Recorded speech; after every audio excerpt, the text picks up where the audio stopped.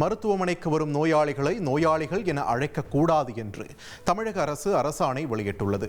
மருத்துவர்களையும் மருத்துவமனைகளையும் நாடி வருகிறவர்களை நோயாளிகள் என அழைக்கக்கூடாது என்று முதலமைச்சர் மு.க.ஸ்டாலின் அறிவுறுத்தியிருந்தார்.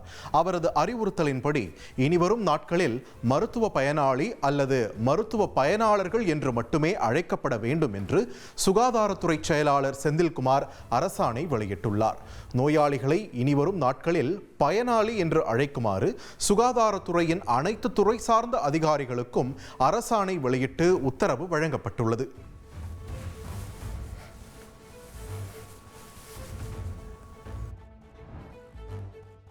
சென்னை, திருவள்ளூர், கோவை மாவட்டங்களில் கடந்த 3 வாரமாக டெங்கு காய்ச்சல் வேகமாக அதிகரித்து வருவதாக தமிழக சுகாதாரத்துறை எச்சரிக்கை விடுத்துள்ளது.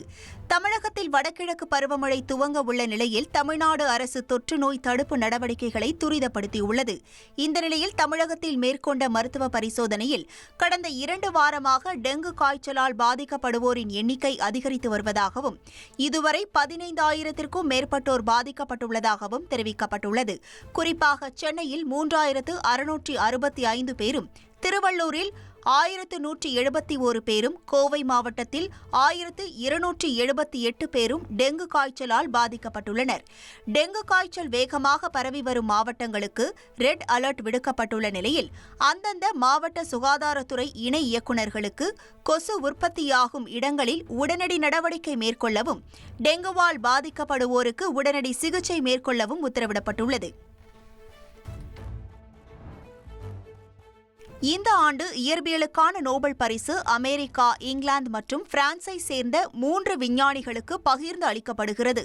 இயற்பியலுக்கான நோபல் பரிசு இங்கிலாந்தை சேர்ந்த விஞ்ஞானி ஜான் கிளார்க், பிரான்ஸை சேர்ந்த விஞ்ஞானி மிசெல் டெவோரே மற்றும் அமெரிக்காவை சேர்ந்த விஞ்ஞானி ஜான் மார்டினஸ் ஆகியோருக்கு பகிர்ந்து அளிக்கப்பட உள்ளது. மேக்ரோஸ்கோபிக் குவாண்டம் டனலிங் என்ற விசித்திர இயற்பியல் நிகழ்வு குறித்து மேற்கொண்ட ஆராய்ச்சிக்காக இவர்களுக்கு இந்த நோபல் பரிசு அறிவிக்கப்பட்டுள்ளது.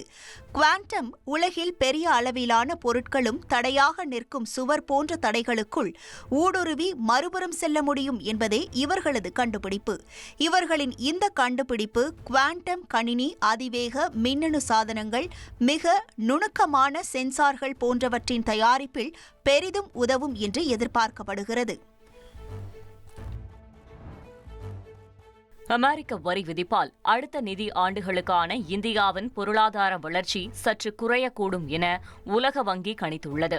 நடப்பு நிதியாண்டில் இந்தியா 6.5% வளர்ச்சியடையும் என தெரிவித்துள்ள உலக வங்கி, அதேவேளையில் அமெரிக்கா விதித்துள்ள வரி விதிப்பால் அடுத்த நிதியாண்டில் இந்தியாவின் பொருளாதார வளர்ச்சியின் வேகம் குறைந்து 6.3% இருக்கும் என்று கணித்துள்ளது. இதனால் தற்போது இந்தியா ஆசியாவில் மிக வேகமாக வளர்ந்து வரும் நாடுகளில் ஒன்று என்றாலும் வெளிநாட்டு பொருளாதார மாற்றங்கள் அதன் வளர்ச்சிக்கு சவாலாக மாறக்கூடும் என்று உலக வங்கி தெரிவித்துள்ளது. பிரதமர் மோடிக்கு பாடம் கற்பிக்க வேண்டுமென பெஹல்காம் தாக்குதலின் மூளையாக செயல்பட்ட லஷ்கர்-இ-தொய்பா தலைவரின் பேச்சு பெரும் கொந்தளிப்பை ஏற்படுத்தியுள்ளது. பாகிஸ்தான் ராணுவ தளபதியை புகழ்ந்து பேசியுள்ள லஷ்கர்-இ-தொய்பா பயங்கரவாத இயக்கத்தின் துணைத் தலைவரான சைபுல்லா கசூரி, கடந்த மே 10ஆம் தேதி நாம் செய்து காட்டியது போல் பிரதமர் மோடிக்கு பாடம் கற்பிக்க வேண்டுமென கோரும் வீடியோ சமூக வலைதளங்களில் வெளியாகியுள்ளது.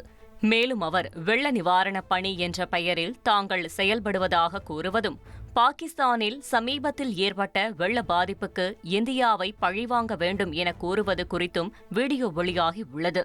கட்டுக்கடங்காத தண்ணீரை திறந்துவிட்டு பாகிஸ்தானில் வெள்ள பாதிப்பு ஏற்பட இந்தியாவே காரணம் எனவும் குற்றம் சாட்டும் பயங்கரவாதி கசூரி, இந்தியா தண்ணீர் கொண்டு தீவிரவாதத்தில் ஈடுபடுவதாகவும் அந்த வீடியோவில் பேசியுள்ளார்.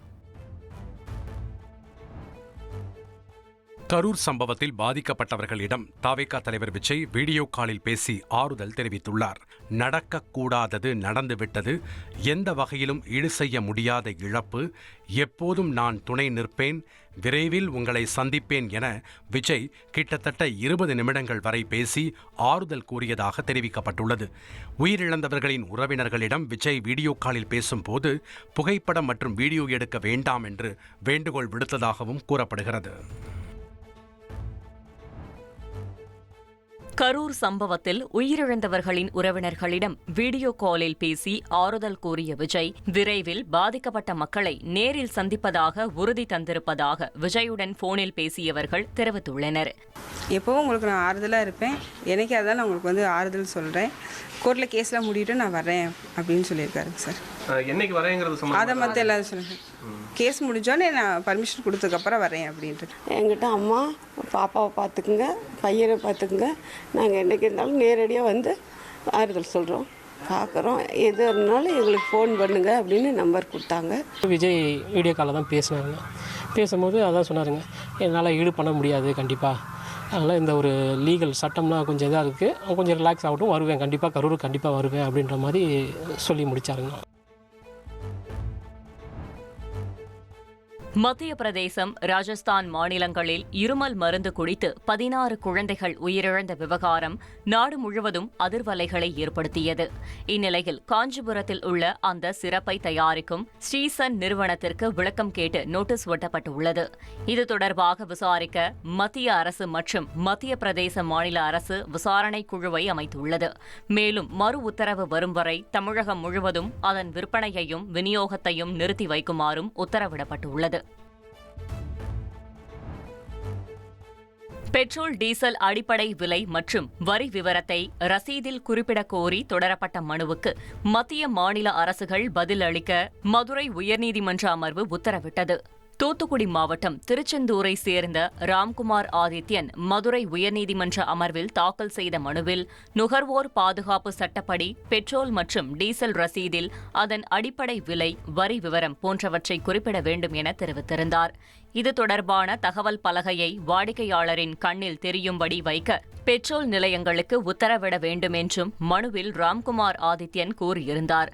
வழக்கை விசாரித்த நீதிபதிகள் இதற்கு மத்திய மாநில அரசுகள் பதில் அளிக்க உத்தரவிட்டு விசாரணையை ஒத்திவைத்தனர். இயக்குனர் வெற்றிமாறன் இயக்கத்தில் நடிகர் சிம்பு நடிக்கும் புதிய படத்திற்கு அரசன் என்று பெயரிடப்பட்டுள்ளது.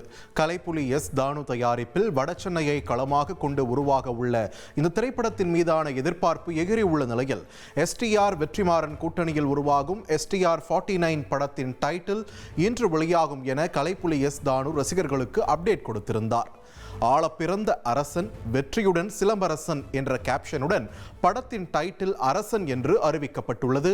ரசிகர்களை கொண்டாட்டமடைய செய்துள்ளது. 2,62,00,000 அதிகமான மக்களின் உள்ளங்களை வென்ற தந்தி டிவியின் டிஜிட்டல் தளங்கள், 1,23,00,000 யூடியூப் சப்ஸ்கிரைபர்ஸ், 46 லட்சம் ஃபேஸ்புக் ஃபாலோவர்ஸ், 23 லட்சம் இன்ஸ்டாகிராம் ஃபாலோயர்ஸ், 23 லட்சம் எக்ஸ் ஃபாலோவர்ஸ், 11 லட்சம் தந்தி ஆப் டவுன்லோட்ஸ், 35 லட்சம் வெப்சைட் மந்த்லி ஆக்டிவ் யூசர்ஸ்.